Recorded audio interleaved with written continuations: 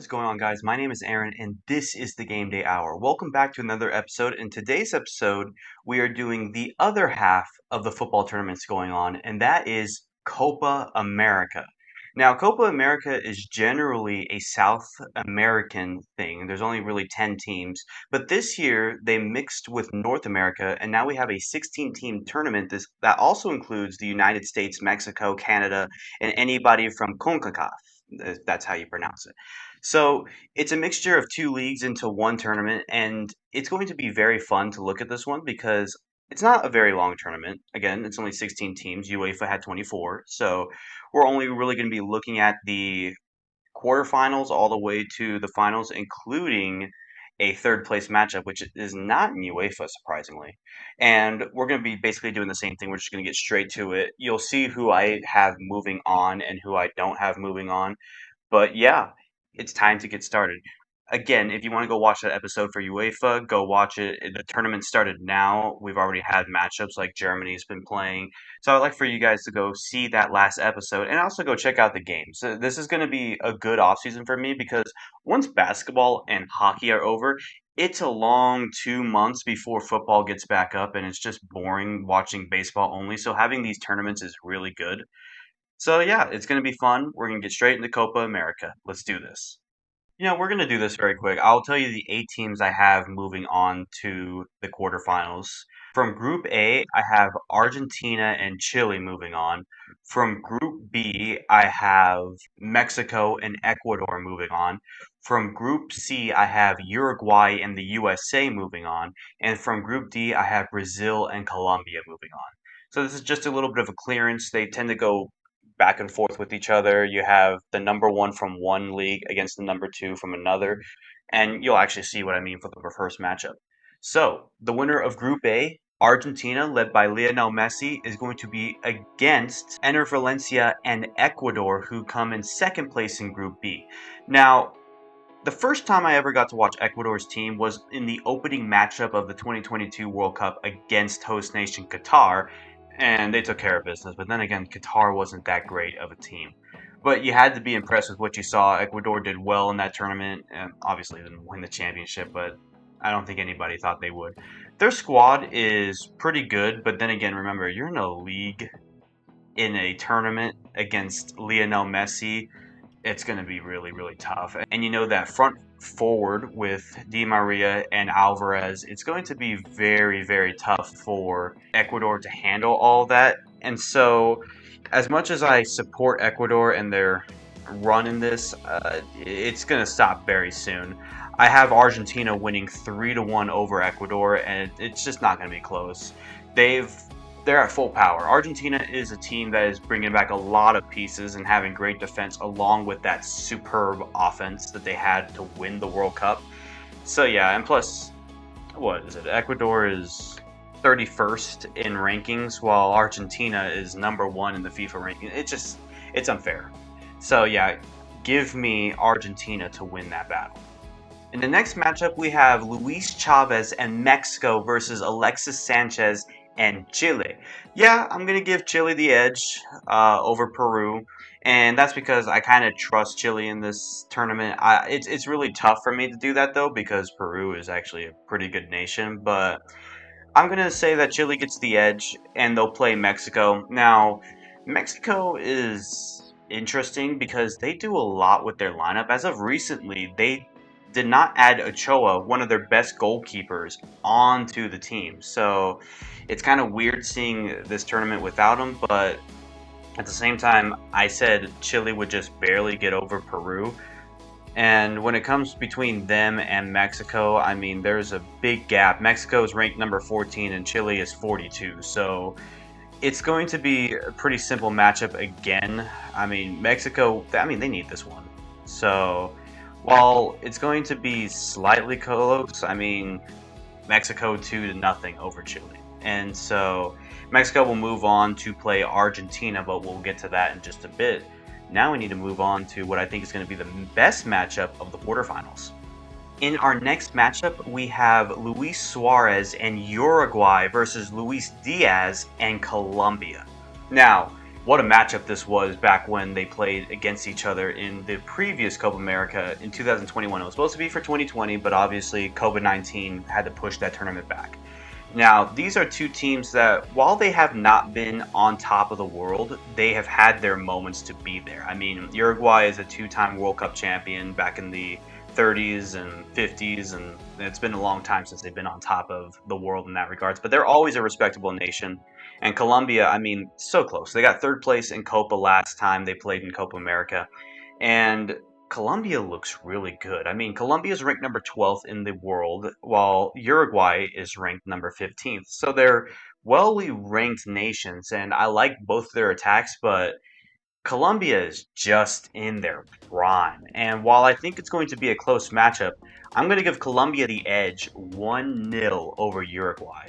Obviously, Uruguay is the first ranked among the Group C, and then Colombia is behind Brazil in their group. But I'm going to give Colombia the edge in this regard because I just trust their team more. I got to see Colombia play extensively in 2021, and they got a good squad on them. So don't be surprised if they're able to move past this matchup. And then the last matchup, which is going to be a very fun matchup to watch, even though as as a US fan, it's going to be kind of torturous to watch. And that's obviously Vinny Jr. and Brazil versus Christian Pulisic and the United States. So this is a matchup where it's just a really good team versus a very great nation. And it's going to be tough for the US to pull this one out. But they're not too far in the rankings. I mean, the USA is number 11, which is third in this tournament, and Brazil's number 5. They've dropped a while, but at one point Brazil was number 1 for a while. So the biggest asterisk for Brazil is that Neymar is hurt. So it's going to be Vinny Jr. Leading the charge, but I mean, it's one talented player. And while I like the Team USA, I mean, in CONCACAF matchups, they are extremely dominant, but this is Brazil.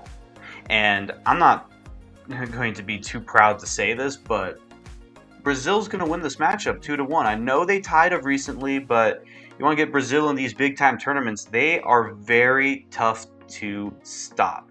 Even in the World Cup, I mean, they're coming down to close games. They're not choking. I mean, they're still one heck of a team, and it's going to be really, really hard for them to win, or for the USA to win. So give me Brazil to move on, which means that the two matchups we have are Argentina, Mexico, and Colombia, Brazil. So let's first start with Argentina and Mexico. Now, the last time these two teams met, it was the World Cup in 2022, Qatar. Argentina got done losing in the first round to Saudi Arabia, and Mexico, well, they tied with Poland. So it looked like if Mexico could just get a win, that Argentina would be done in the tournament, but Mexico lost and Argentina went on to win the World Cup. So looking at this, it's going to be a very tough matchup for Mexico. I mean, their offense has been less than stellar, but they do have a really good defense. But Argentina's offense is dominant, putting up 3 goals and winning in penalties over France in the World Cup. They are tough. Lionel Messi, of course, I told you about that front lineup. Argentina is going to win this matchup 1-0, and it's going to be one of those things where it's just the big brother beating up the little brother, because that's how it's technically been for a very long time. Mexico does not have that much success against Argentina, and for good reason. So give me Argentina to move on to the championship. And then the other matchup is Colombia versus Brazil. Now, this was one heck of a battle during Copa America, in which Brazil won late, but Colombia, I mean, they put up a really good fight, and these two teams are closely matched up. Colombia is 12th and Brazil is 5th. So it's going to be very impressive to see these two teams play. But again, even though Neymar is out and Colombia has a really good team, it's one of those things where it's big brother, little brother, and I'm going to take Brazil to win 3-1. Vinny Jr. is going to have one heck of a game and take Brazil to the championship to face Argentina, while Colombia will have to play Mexico. And in that regards, before we get on to the championship, let's look at the third place matchup between Mexico and Colombia.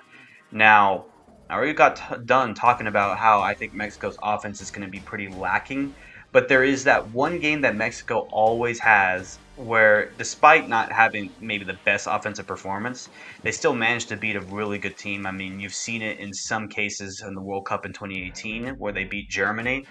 They are a team that has these type of matchups from time to time. And I think this is going to be one of them, even though Colombia to me is the clear favorites in this one. I'm going to say that it's going to end 1-1. But I think that Mexico wins in shootouts 5-4. It's going to go all the way, but I think Mexico is going to secure third place over Colombia.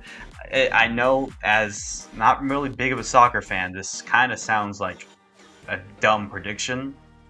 But then again, I've seen myself make dumb predictions and get them right, so I'll justify this one. But if Colombia does win, then again, dumb prediction.